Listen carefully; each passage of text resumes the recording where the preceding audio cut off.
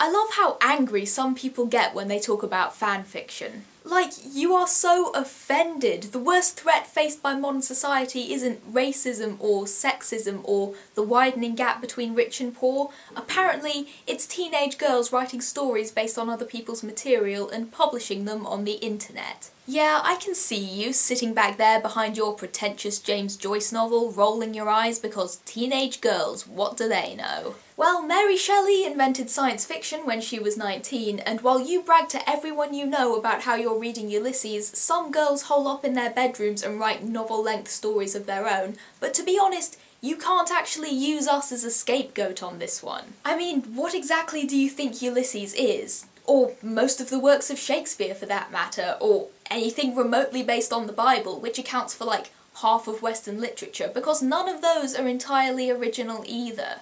I hate to break it to you, but writing based off of somebody else's ideas has existed since storytelling began. And don't try to tell me that those examples are different because they got published, because if that's the case, class, then the next thing on the syllabus is Britney Spears' autobiography, followed by an entire unit on Nicholas Sparks. Not that there's anything inherently wrong with celebrity memoirs or trashy romances, but publication is not necessarily an indicator of literary merit. And well-written fanfiction exists, but do you know what's even better than well-written fanfiction? Bad fanfiction.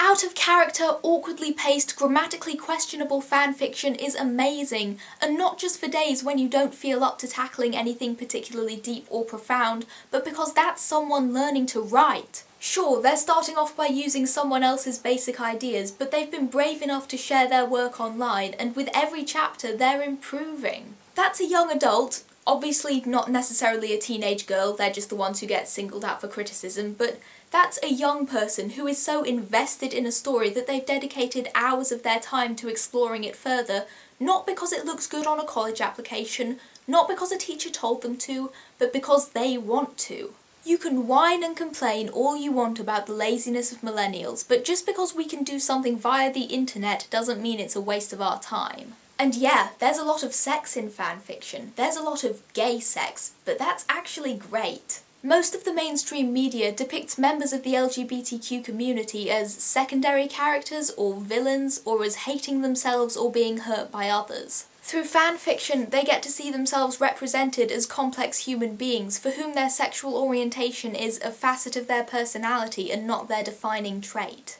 I've put a link to a really interesting article about fanfiction and sexuality in the description if you want to go and read that. I wish I had time to go into the specifics in this video, but I don't. Essentially though, fanfiction is loving a story so much that you take it into your own hands to explore different narrative possibilities. If I were an author, I honestly couldn't think of anything more flattering. So stop being a condescending arsehole and let people be unapologetically passionate. Let me assure you, it is a lot more fun. Thanks for watching, and I'll see you guys soon.